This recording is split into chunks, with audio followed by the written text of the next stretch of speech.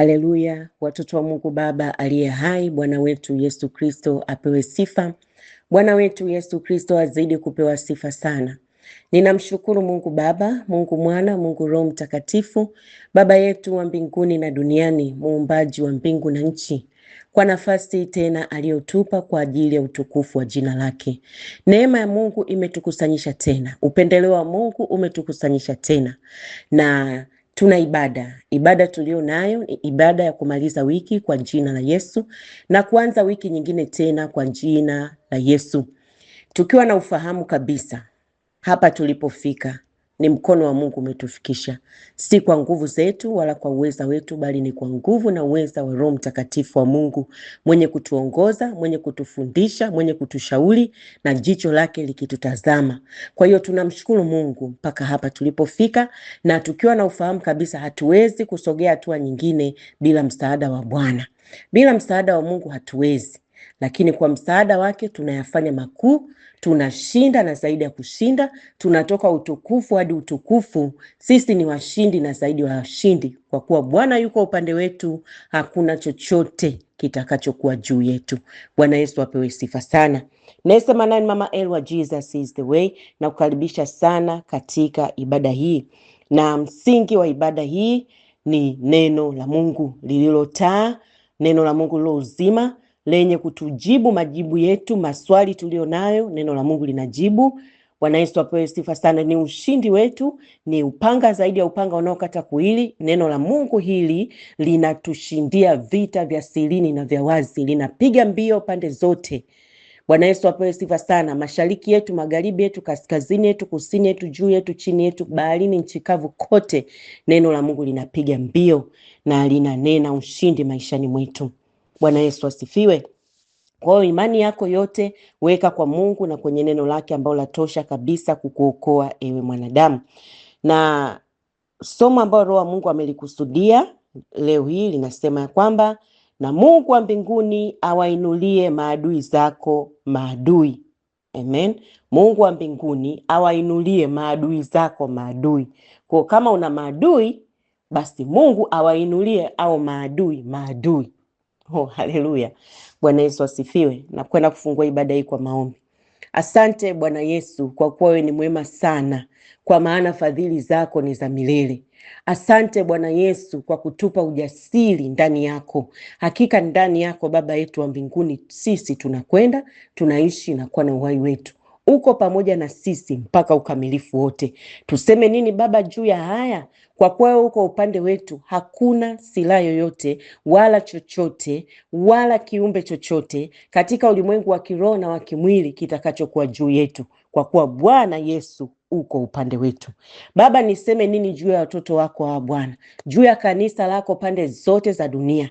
Kwa jina lako Bwana Yesu tumekusanyika tena, nasi tunasema asante kwa kutupa nafasi hii. Ni nafasi nzuri kabisa na ya furaha sisi kulipokea neno lako, kusikia kile ambacho Baba umetukusudia kukisikia. Roho Mtakatifu wa Mungu, asante kwa ufunuo wa neno hili katika jina la Yesu Kristo mwana wa Mungu aliye hai.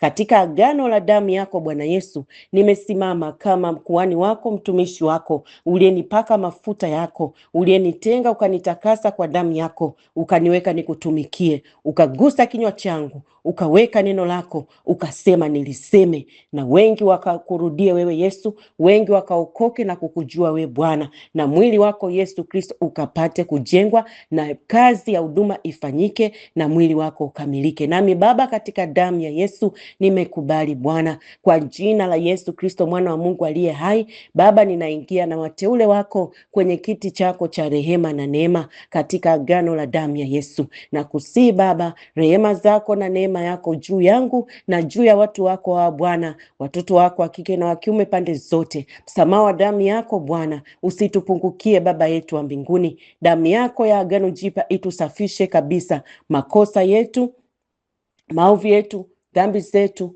na chochote kile ambacho Bwana Yesu unakiangalia hakipendezi mbele za uso wa macho yako. Damu yako Yesu ya agano jipya ikazidi kututenga kabisa, kama ulivyosema Bwana, umeweka dhambi zetu mbali nasi kama mashariki ilivyo mbali na magharibi. Roho Mtakatifu wa Mungu, ingia wewe kila eneo la maisha yetu, Chukua nafasi unaostahili, tuongoze, tufundishe, jicho lako likitutazama, na neema yako Bwana isitupungukie, katika jina la Yesu. Damu yako Yesu iwatakase wateule wako. Roho Mtakatifu wa Mungu, msamaha wa damu yako juu ya baba huyu, juu ya mama huyu, juu ya kijana huyu, juu ya binti huyu, juu ya wateule wako pande zote, na damu yako Agano Jipya ikawafinyange na kuwatakasa, katika jina la Yesu. Roho Bwana, takasa fikra zetu, akili zetu kwa damu ya Yesu, miili yetu, roho zetu, nafsi zetu kwa damu ya Yesu. Hata maeneo yote neno linapopita, ninaachilia damu ya Yesu, ninamwaga na kunyunyiza damu yako takatifu,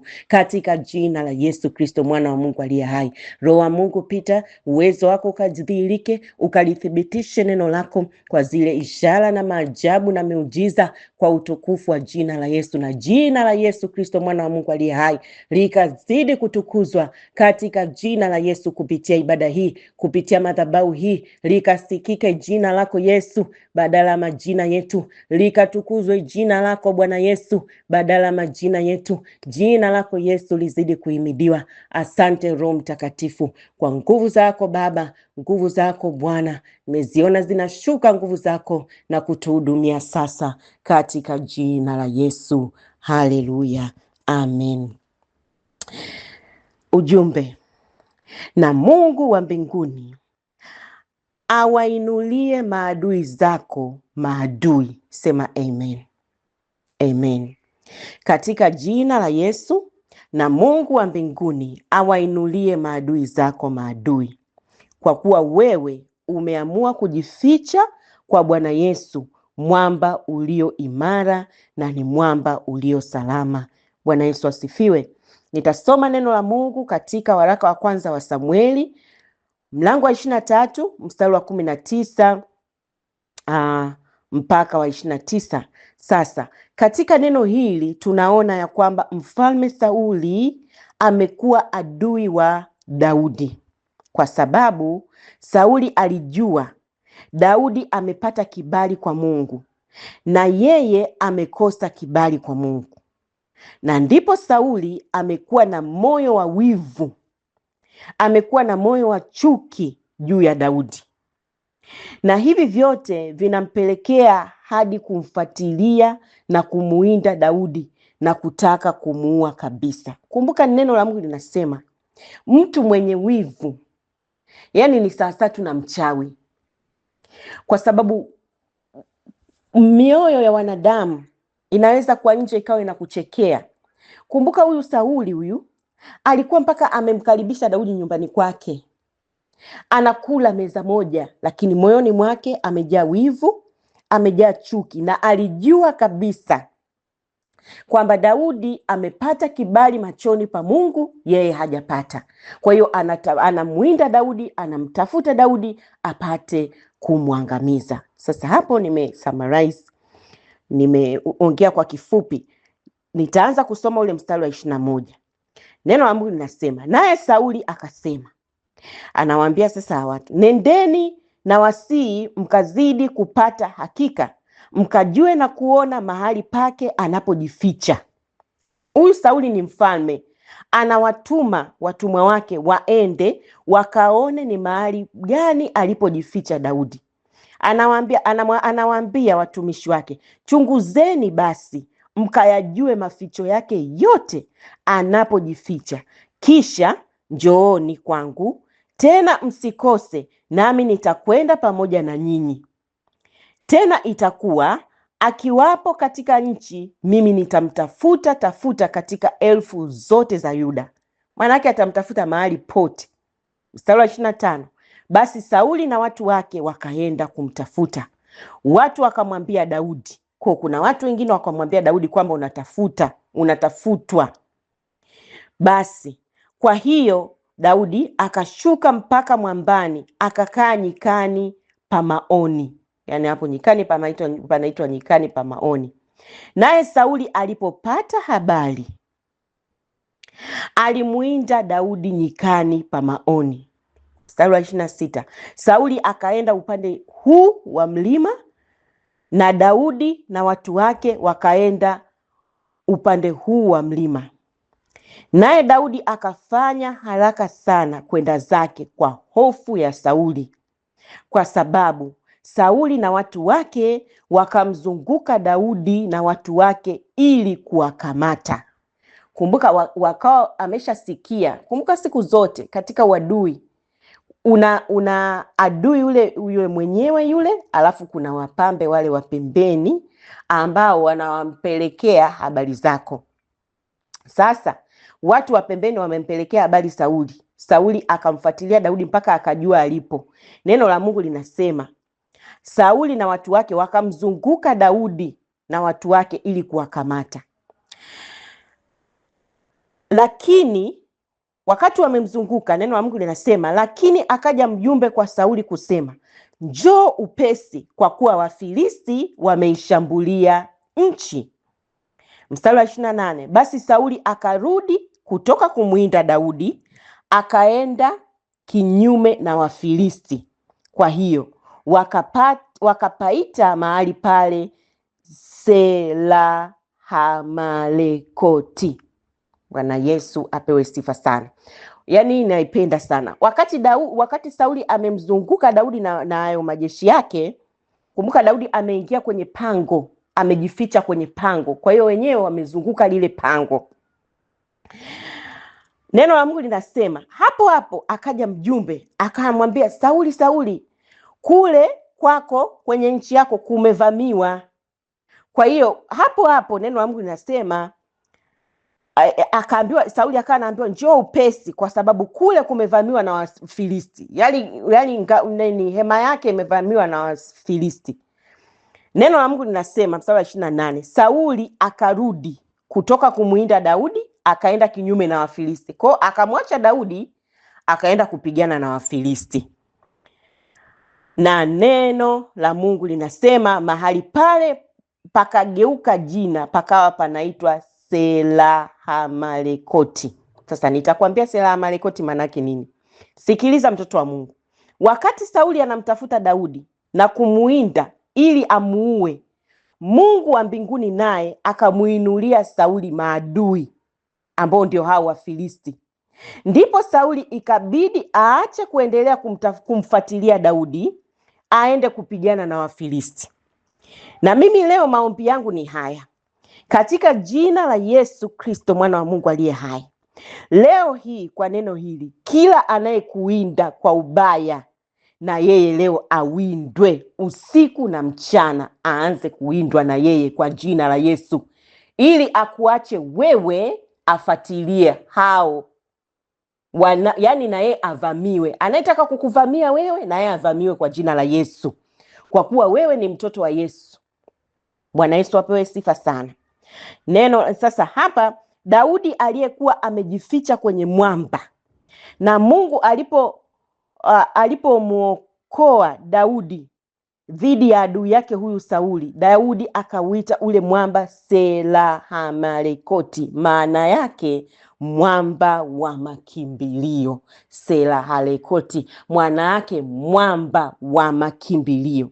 Sasa leo hii mtoto wa Mungu, kwa neno hili na kwa ushuhuda mimi ambazo binafsi nilizoziona kwenye maisha yangu zidi ya maadui wengi wa mbali na wa karibu, wa wazi na waliojificha, ambao Mungu Baba ameniokoa nao mimi, basi mimi niko hapa kwa neema ya Mungu kuambia kwamba mwamba wetu sisi, yani hii Sela-Hamalekoti yetu, mwamba wa makimbilio, mwamba ulio imara wa makimbilio wetu sisi, mimi na wewe unayenisikia sana wakati kama huu, mwamba wetu sisi ni Yesu. Yesu mwana wa Mungu aliye hai. Huyu ndiye Mwokozi na mkombozi, na wote sisi tuliomkimbilia hakika hatutaaibika. Yaani mimi nakwambia hautoaibika ikiwa umemkimbilia Yesu. Labda kama hujui uliyemkimbilia yukoje au ana nguvu kiasi gani. Bwana Yesu apewe sifa sana. Na Roho Mungu akufungulie ukuu wa Bwana, ukuu wa Bwana Yesu. Bwana Yesu apewe sifa sana. Sijui nikwambieje. Nimepitia shuhuda mpaka maadui ambao walikuwa wamepanga mavikao yao ya kwamba mimi nipate kudidimia, au mimi nipate kufa, au nipate janga lolote, na mambo walioyafanya, yani baadaye wanakuja wenyewe kwa wenyewe. Yani Mungu anamuinulia adui yako adui, kwa wenyewe kwa wenyewe wanakuja kugeukana, na wale wanakuletea habari. Sasa niko hapa kukwambia, mimi kinachonipa ujasiri ni ukombozi wa damu ya Yesu. Amen. Na kumjua huyu Yesu na kumpokea kuwa Bwana na Mwokozi wa maisha yangu. Sasa Yesu ndiye mwamba. Tusome wote Mathayo 16 mstari wa 13 mpaka 18. Neno la Mungu linasema, Yesu akawauliza wanafunzi wake akasema, watu hunena mwana wa Adamu ni nani? Yani yeye Yesu ni nani? Anawauliza watu wananena mimi ni nani? Yani Yesu ni nani? Wakasema, wengine hunena wewe Yohana Mbatizaji, wengine Elia, wengine Yeremia au mmojawapo wa manabii. Mstari wa 15 akawaambia, nanyi mwaninena mimi kuwa ni nani? Yani anawauliza wanafunzi wake, nyinyi je, hao wananinena mimi hivyo, je nyinyi mnaninena mimi ni nani? Simoni Petro akajibu akasema, wewe ndiwe Kristo mwana wa Mungu aliye hai. Wewe ndiwe Kristo mwana wa Mungu aliye hai. Mstari wa 17, Yesu akajibu akamwambia, heri wewe Simoni Bariona, kwa kuwa mwili na damu havijakufunulia hili, bali Baba yangu aliye mbinguni ndiye aliyekufunulia hili. Nami nakwambia, wewe ndiwe Petro, na juu ya mwamba huu nitalijenga kanisa langu, wala malango ya kuzimu hayatalishinda. Na juu ya mwamba huu, juu ya mwamba huu Yesu atalijenga kanisa lake, wala malango ya kuzimu hayatalishinda. Kilichomsababisha Bwana Yesu aseme hilo ni ule ufunuo wa Petro aliyosema. Petro alijibu ya kwamba wewe ndiwe Kristo mwana wa Mungu aliye hai. Na Bwana Yesu akamwambia, hakika Petro, ufunuo huu si mwili si damu vilivyokufunulia, si dini, bali ni Baba yangu wa mbinguni amekufunulia hili. Bwana Yesu apewe sifa sana. Na kwa sababu hiyo, juu ya mwamba huu, yani yeye mwenyewe Yesu ndio mwamba, nitalijenga kanisa langu. Kanisa, kumbuka, ni sisi. Kwa juu yake yeye Yesu, sisi ambao tuna ufunuo huu kwamba Yesu Kristo ni mwana wa Mungu aliye hai, tunajengwa juu ya mwamba huu ambao ni Yesu. Bwana Yesu apewe sifa sana. Hakika niko hapa kukwambia, kila mwanadamu aliye na ufunuo huu kutoka kwa Mungu Baba wa mbinguni, ufunuo ya kwamba Yesu Kristo ndiye mwana wa Mungu aliye hai, na kuamini na kutembea nao kwenye maisha yake, hakika huyu Yesu anakujenga wewe uliye kanisa lake. Kumbuka, kanisa sio jengo. Ndio maana Bwana Yesu atakuja kulinyakua kanisa. Maana yake ni mimi na wewe na yule tuliyomwamini na kumpokea na kumuishia. Sasa anasema hakika huyu Yesu, mimi nakwambia, anakujenga. Ukiwa na ufunuo huu, Yesu anakujenga wewe uliye kanisa lake, juu yake yeye Yesu aliye mwamba. Haleluya. Na hakika anasema malango ya kuzimu, malango mengi hayatokushinda. Milango ya kuzimu haitokushinda. Hakika kuzimu haitokupata. Shetani na mawakala wake wote wa mwilini na wa rohoni hawatakupata wewe, kwa sababu uko ndani ya mwamba. Mwamba ni Yesu. Bwana Yesu apewe sifa sana. Huu ndio mwamba wa makimbilio. Hii ndio Selahamalekoti yetu sisi, mwamba wa makimbilio. Na kumbuka, ndani ya Yesu wakina Sauli wakati wanatufuatilia sisi, yani cha kwanza hawawezi kutupata, hawawezi kutuona, tumefichwa ndani ya mwamba. Cha pili, wakati wanatuinukia, na wao lazima wainukiwe huko. Amen. Haleluya. Bwana Yesu apewe sifa sana. Hakika nimekwambia, Yesu anakujenga wewe uliye kanisa lake, juu ya yeye Yesu aliye mwamba. Na hakika kuzimu haitakupata, kwa sababu uko ndani ya mwamba Yesu. Kumbuka tulipotoka, mtoto wa Mungu. Mungu Baba alimficha Daudi ndani ya mwamba. Halafu akageuza vita. Akamuinulia adui wa Daudi ambaye alikuwa Sauli, akamuinulia adui wa Daudi akamuinulia adui. Yaani adui naye kapata saizi yake, kainuliwa adui. Kwa hiyo adui wa Daudi naye akaanza kufuatiliwa. Kwa hiyo adui wa Daudi akapoteza kabisa mwelekeo wa maisha wa kumfuatilia Daudi. Alipoteza ile focus kabisa. Bwana Yesu apewe sifa sana. Nami niko hapa kukuombea leo kwa jina la Yesu. Leo hii adui yoyote anayekufuatilia wewe, mtoto wa Bwana Yesu, na yeye huyo adui afatiliwe mara 770.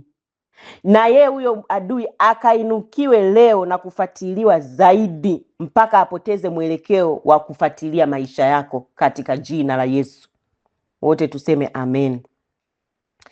Neno la Mungu katika Kutoka 23 mstari wa 22 asema, Bwana, mimi nitakuwa adui wa maadui zako na mtesi wa hao wakutesao. Yaani Mungu anakuwa adui wa maadui zako na mtesi wa hao wanaokutesa. Kwa hiyo mtoto wa Mungu unayesikia sauti hii, usiogope. Mtoto wa Mungu, weka maisha yako tu ndani ya mwamba ulio salama ambaye ni Yesu. Embu tamka, sema, kwa jina la Yesu aliye mwamba wangu na mwokozi wa maisha yangu na mfalme wangu na Mungu wangu, huyu Yesu ambaye ndani yake nimekimbilia na kujificha, ninatamka kwa jina la Yesu, kila adui walioniinukia, walionizungukia, wakapigane wao kwa wao sasa katika jina la Yesu. Wakainukiane wao kwa wao sasa katika jina la Yesu.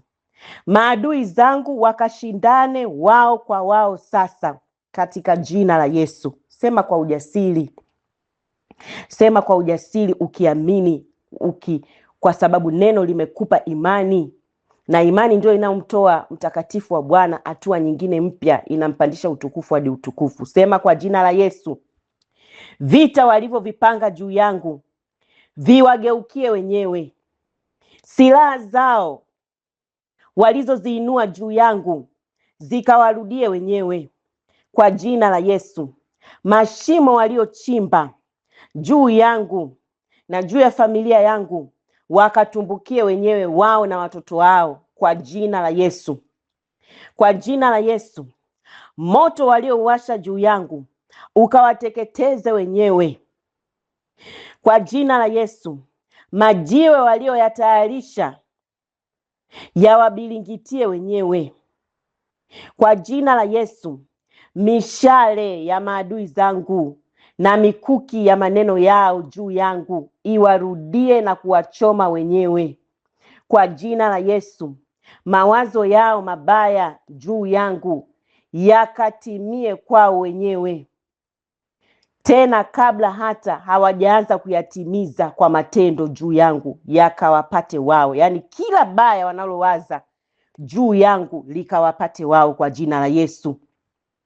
Sema kwa jina la Yesu, kila mpango walioupanga wa kuniharibu mimi na nyumba yangu, mipango hiyo itawaharibu wao na uzao wao wenyewe kwa jina la Yesu. Mauti walizozipanga juu yangu watazikana wao wenyewe na uzao wao wenyewe na nyumba zao watazikana wao kwa jina la Yesu. Sema kwa jina la Yesu, hakika mimi na nyumba yangu tutazidi kumtumaini Bwana Yesu aliye mwamba wetu, ngao yetu, ngome yetu, mwokozi wetu, kimbilio letu. Na hakika mema yote na baraka zote na fadhili zote za Mungu Baba alizonikusudia zitazidi kunifuata mimi na uzao wangu na watu wa nyumbani kwangu. Na wote watakaoniona watasema hakika nimebarikiwa na Mungu. Amen. kwa jina la Yesu. Hakika Yesu Kristo mwana wa Mungu aliye hai ndiye mwamba wangu salama, na ndani yake nimejificha mimi. Tamka tena, ndani yake nimejaa wingi wa siku na miaka ya uzima na amani, miaka ya utajiri na heshima, na ndani yake nitaendeleza kusudi la Mungu aliloliweka ndani yangu. Kusudi la Mungu aliloliweka ndani yangu nitalitimiza ndani ya Kristo, na ndoto zote Mungu alizoweka ndani yangu lazima zitimie. Nitazitimiza katika jina la Yesu. Amen. Bwana Yesu apewe sifa sana. Neno la Mungu katika Matendo 17 mstari wa 28. Neno la Mungu linatuambia ndani yake Yesu tunakwenda, tunaishi na kuwa na uhai wetu. Hakika mtoto wa Mungu unaisikia sauti hii sasa, watakutafuta lakini hawatakuona, maana wewe uko ndani ya mwamba, ni Yesu. Ndani yake unakwenda, unaishi na kuwa na uhai wetu. Ebu tamka, sema kwa jina la Yesu, maadui watanitafuta lakini hawataniona. Ndipo watageukiana na kutafutana wenyewe kwa wenyewe, maana mimi ndani yake Bwana Yesu ninakwenda, ninaishi na kuwa na uhai wangu, katika jina la Yesu. Amen. Na neno hili likawe taa, likawe nguzo yako, likakutoe kwenye maangamizo yako yote, katika jina la Yesu. Na kwenda kumaliza nikikwambia hili, mtoto wa Mungu. Sauli alifikiri akiinua vita juu ya mtumishi wa Mungu Daudi, alifikiri vita hivyo vinakuwa ni vya Daudi. Kumbe Daudi anapiganiwa na Mungu. Na ndivyo ulivyo wewe mbele ya maadui zako. Mungu yuko upande wako. Usiogope. Bwana Yesu apewe sifa sana. Usiogope.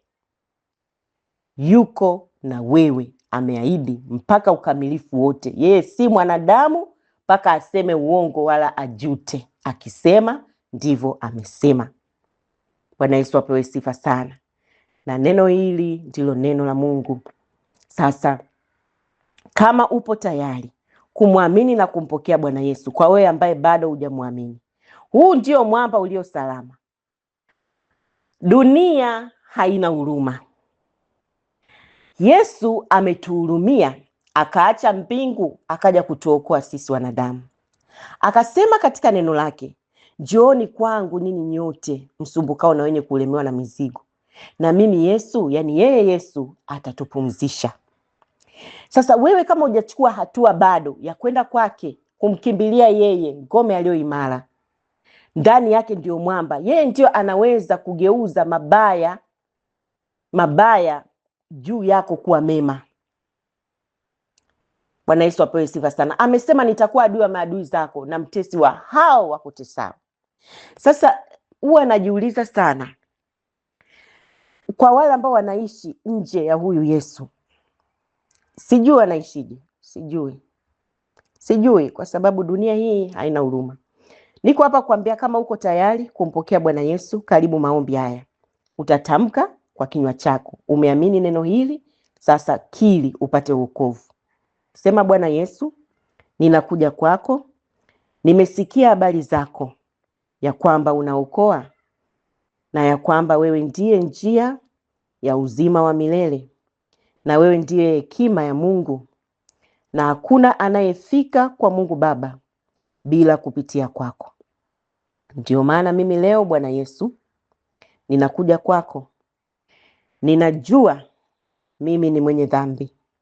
Nakuja kwako na dhambi zangu zote na makosa yangu yote na maovu yangu yote.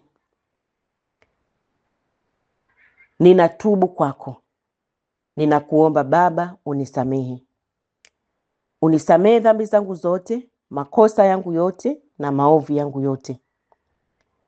Ninatubu, ninakuomba unisamehe, na kwa damu yako ya agano jipya iliyomwagika msalabani kwa ajili yangu unisafishe.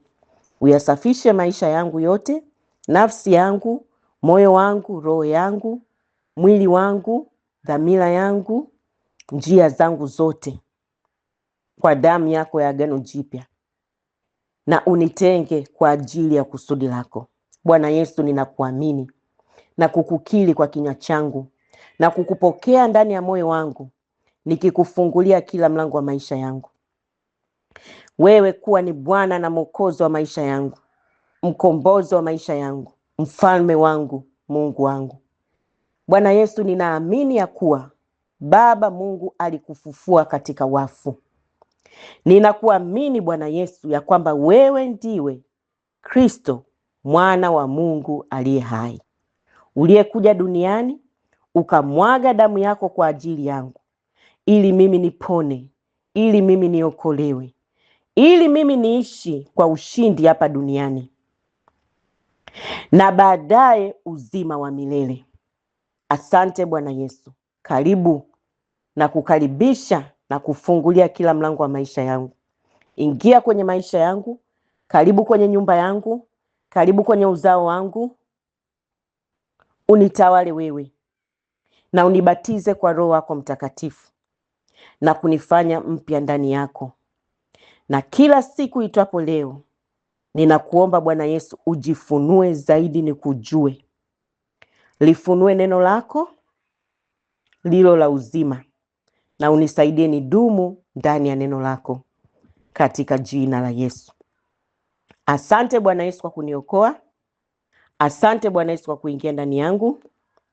Asante Bwana Yesu, neema yako ni kubwa sana maishani mwangu. Asante kwa Roho wako Mtakatifu. Nijaze sasa Baba, nibatize na kunijaza kwa Roho wako Mtakatifu, na mafuta yako Bwana Yesu yafurike ndani yangu, nipate kuyatimiza makusudi ya Mungu siku zote za maisha yangu hapa duniani, katika jina la Yesu. Amen. Amen. Damu ya Yesu ikufunike.